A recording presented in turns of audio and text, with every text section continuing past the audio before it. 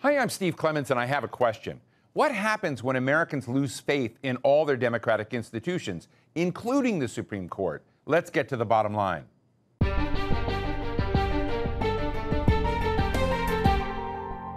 It didn't just happen overnight. For more than 10 years, Americans have been saying that they're losing faith in the people they're supposed to trust.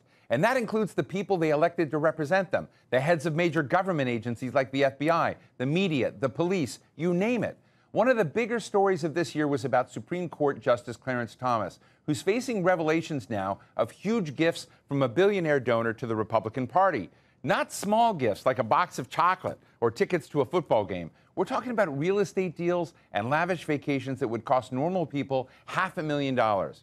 Americans also watched as a junior congressman from New York, George Santos, was charged with deception to win the election last year and enrich himself in the process. Of course, everyone is innocent until proven guilty, but it hasn't been a good year for public trust. So is this leading to a dangerous situation where Americans are losing core confidence in their core government?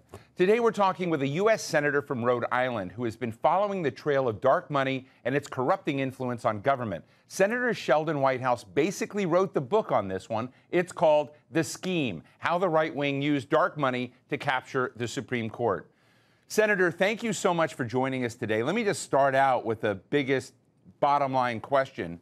Can Americans trust that their Supreme Court is not corrupt?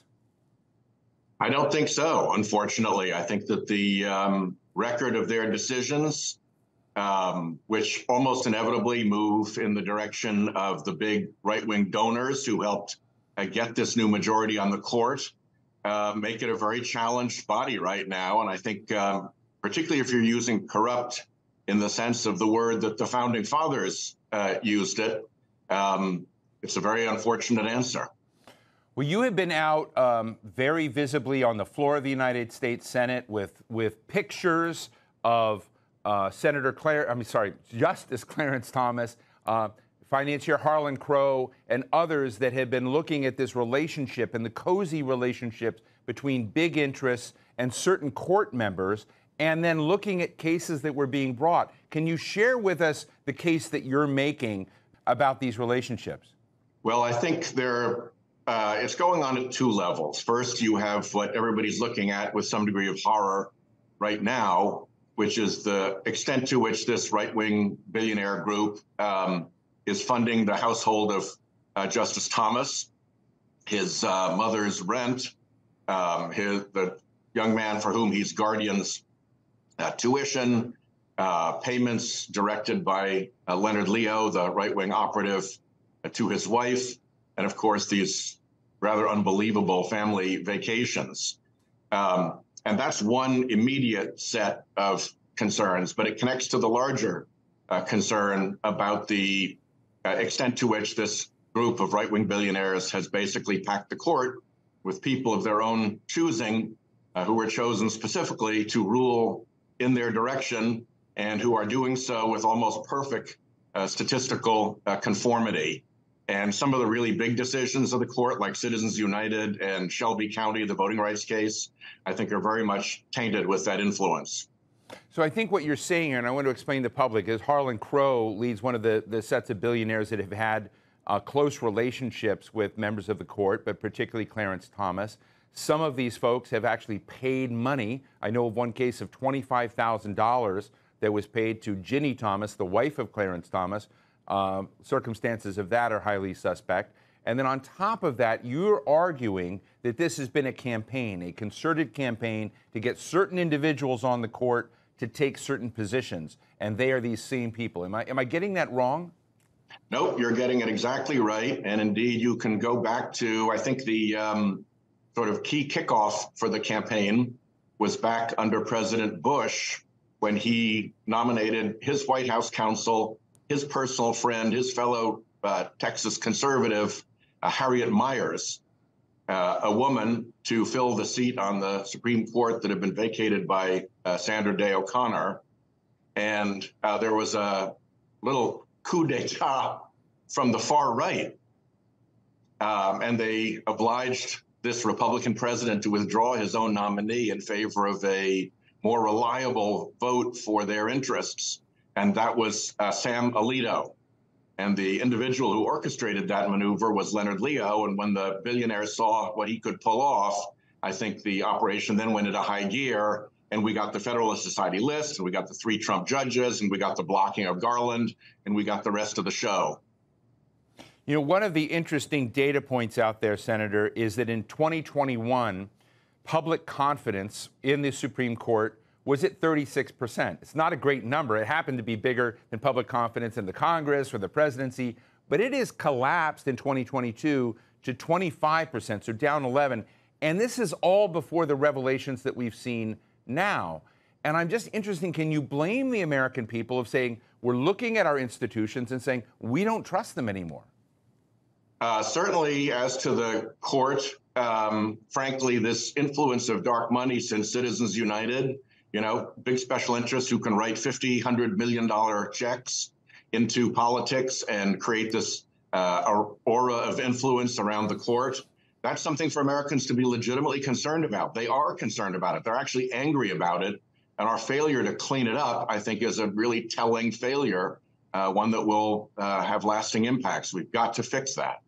So what are the off-ramps to this problem? Because, I find it very interesting. You and I both travel around the world. We see a lot of American leaders kind of preaching constantly about democracy, what it takes to build democracy, the summit and forum about democracy that President Biden does. What standing does the United States have if its own institutions, and like I've been drilled, democracy is not voting. Democracy are the institutions. But if we don't have institutions that are uncorrupt, that are objective, and that can, be governed by the rule of law, not by the rule of billionaires or money. I hate to just get at it, but I just find it as a very bleak moment. Yeah, right.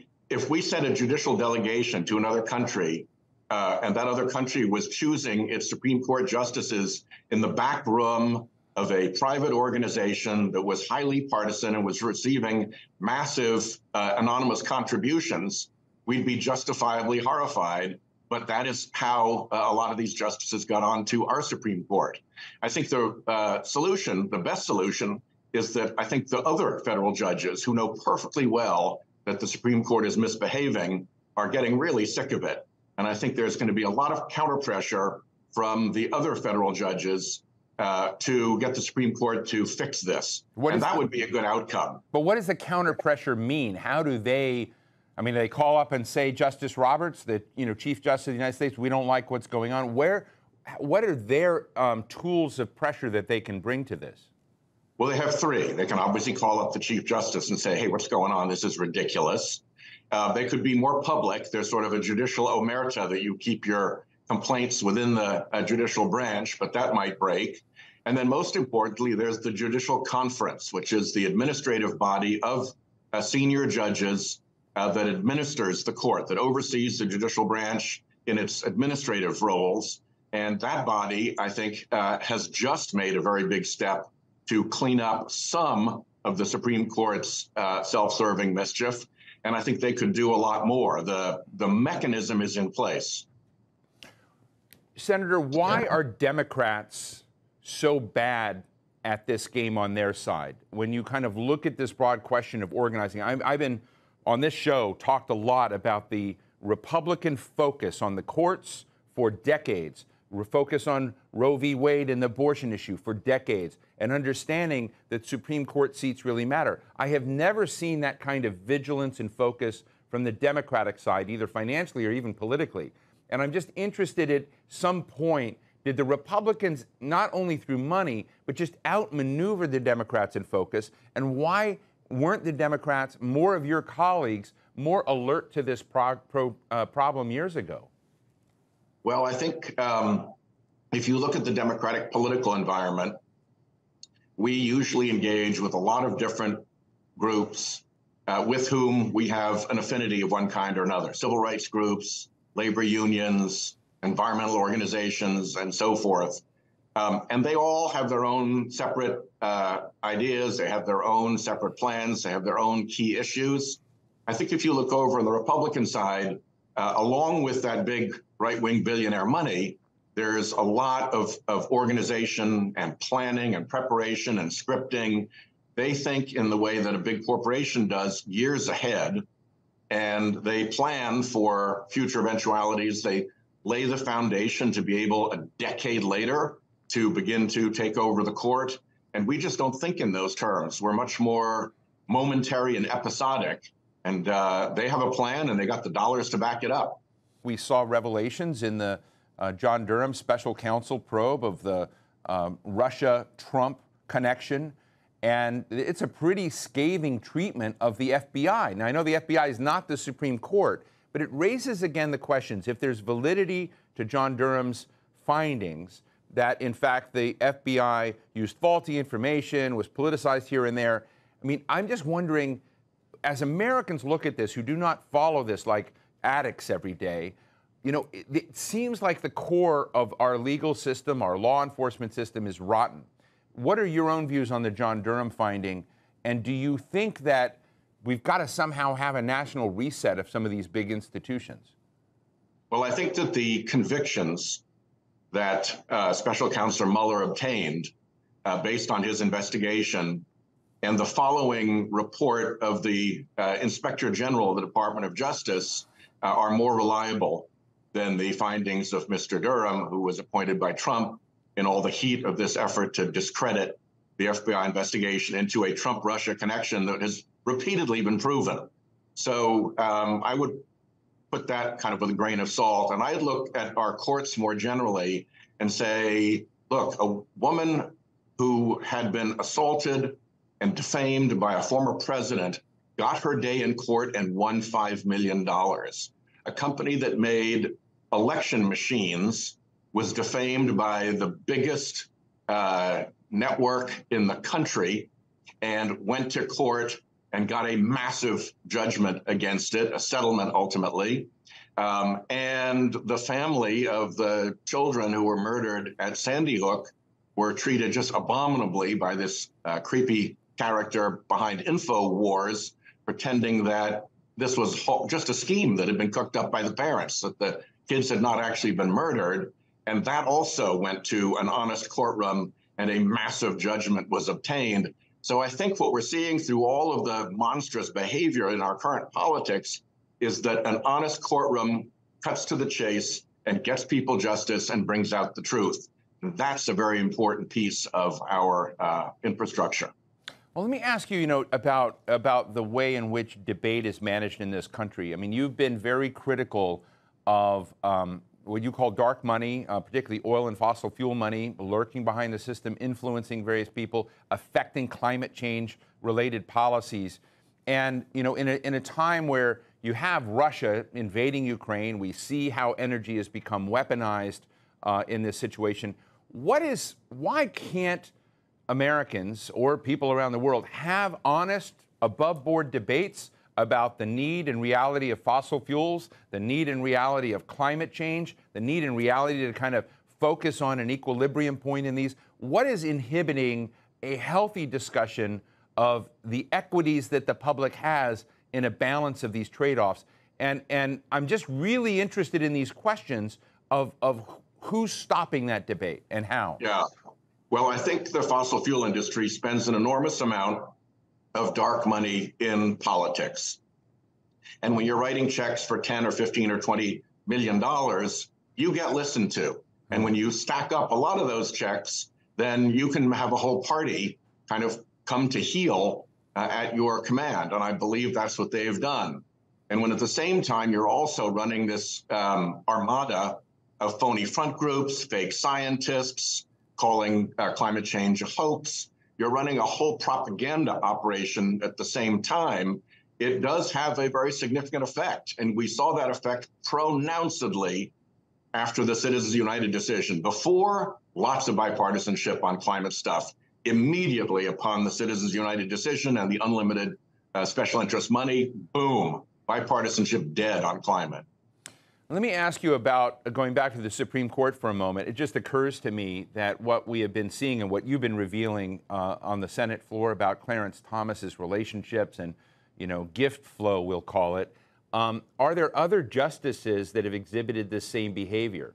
You and I were discussing recently Antonin Scalia, the late Justice Scalia, but I'm just interested in his case, but also interested in whether other justices you believe have these same issues that Clarence Thomas does. Yeah, I think, we're going to continue to look into this. Some of it we know because some of the justices disclose it, so you see it. But I first got interested in this when I learned about how many hunting vacations Justice Scalia had taken. Obviously, we knew of two, the one where he was on Dick Cheney's Air Force Two manifest and the one where he died. But there are about 6 dozen or more others, and they were not disclosed. And the only reason you can not disclose is if it's personal hospitality. And what they were doing was setting up a little bit of a trick where somebody would ask the owner of an estate or resort to invite Scalia with a personal invitation. And then they would treat the personal invitation as personal hospitality, even if he'd never met the owner of the resort before, even if it was a commercial establishment. So that went on for years, and the Supreme Court put up with that. And that was my kind of opener into this question of off the books, hidden largesse to Supreme Court justices. And in the case of Scalia, he had a lot of political friends around him political contacts around him on these trips, people from the gun advocacy groups, people from fossil fuel industry, Republican officials. So it really didn't look much like personal hospitality as you or I might understand it. I'm just sort of interested in this moment and whether you're the lone voice that's going to remain a lone voice, or you're creating a movement among your colleagues, both Republican and Democrat, that are actually going to do something about this. It's really appalling. And it's appalling to people across the country who can't have, a municipal official who can't have lunch at the diner across the street picked up by somebody who's doing business with the municipality, an $18 lunch. And then that person finds out that a Supreme Court justice is taking multi-$100,000 vacations at the secret behest of a politically active right-wing billionaire and having his portrait painted with the manipulator of the Supreme Court by the right-wing billionaire crew. That just doesn't ring true with anybody. I don't care if you're a Republican or Democrat. That's just bad behavior, and it needs to be called out, and it needs to stop. Do you engage in any way with Chief Justice John Roberts, and do you discuss this with him? Yes. Yeah, in a variety of ways. First of all, I go over and speak at the Judicial Conference meeting every year, and I've taken to discussing this. I sit right next to him, so it's a tiny bit awkward, but I think it's important, and I'm respectful in my tone and manner of delivery. And we've sent a lot of correspondence his way. We usually get answers from either the clerk of the court or, the court's counsel or somebody else. But yes, we are, my office and I are regularly engaged, trying to focus his and the court's attention on these problems. One of the other trends that's out there right now, Senator, is that college students are not being drawn to government jobs. They want to, conservative ones are going into the private sector. Liberal ones, in the study that we're looking at, are going to nonprofit, multilateral institutions, et cetera. But, the idea of going into government service, whether it's in the legal side of things, whether it's in, serving in the foreign service, many, many other roles, is an area where people are just saying, I'm gonna take a pass. Do you sense a problem that we have now in the human capital side of government because trust in government has collapsed so dramatically? Not yet. Perhaps because here in Congress, there's still so many idealistic young people who want to come and work.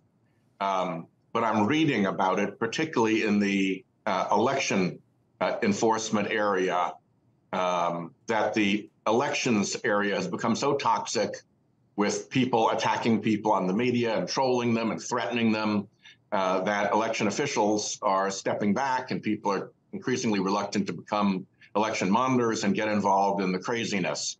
And the problem with that, of course, is that when the craziness drives normal people out of one area of government service, it makes it easier for the crazies to take over in that area. Well, look, it's just one person among 435, but I've got to ask you about the George Santos case, because this is a case, a guy who allegedly lied, fabricated a story, ran twice actually for Congress, Not a lot of people caught it or paid attention, and now he's been charged, in federal prosecution with various crimes related to these stories that he fabricated, and also deceiving his donors. But when we get into these kind of odd cases, does this fuel, I hate to put it this way, but does it fuel the conspiracy theory crowd? And do you have worries about that? I don't know. I see Representative Santos's case as one really about the disintegration of local media and the gap that can exist between the very immediate, very local media and the national media outlets.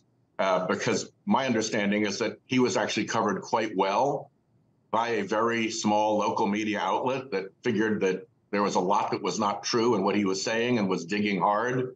But there was not the larger newspaper or media outlet that could dive in and throw the resources at it so that ultimately, the New York Times or the Washington Post or CBS or somebody else could pick it up. So I see that as a signal of alarm in what local media is capable of doing in an environment in which the big platforms get to basically take all their work and show it to everybody for free, so they can't afford to keep reporters on the beat. Let me just ask you finally, you've got a couple of more cases pending against Donald Trump that are very serious. One, about potential meddling in the 2020 election in Georgia. Another with special counsel, Jack Smith, looking at management of classified documents and President Trump's role in January 6th. Again, these are going to be issues where we're looking at, the FBI, you're looking at federal prosecutors, and you're looking at the courts. Do you have any worry that your revelations about the corruption of this system is going to undermine the potential for those findings to go in the direction they should? We've seen, again, these three areas in which an honest courtroom made a big difference against the, bullying bullhorn and actually brought justice and truth. And I think those cases are going to depend very, very much on the evidence and the presentation of that evidence by the prosecutors.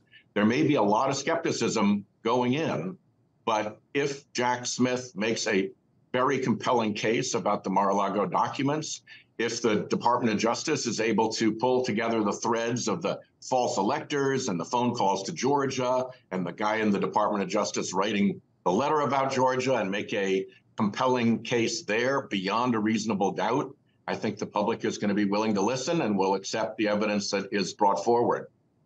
Well, these are important issues, Senator, and I really appreciate your time this morning in helping our audience understand them, because they are complex and they are serious and they're not fun. So, Democratic Senator from Rhode Island, Sheldon Whitehouse, thank you so much for your candor and for joining us today. Thank you, Steve. So what's the bottom line? Corruption is as old as politics. That's just nothing new.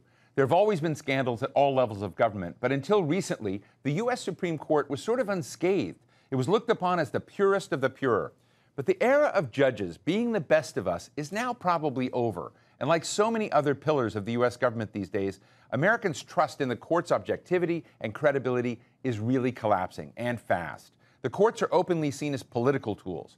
My guest, Senator Sheldon Whitehouse, is right to blow the whistle. The creeping corruption of American institutions is undermining the democratic equation in America bit by bit, and making it very hard for U.S. leaders to talk about promoting democracy when their own is in such disarray. And that's the bottom line.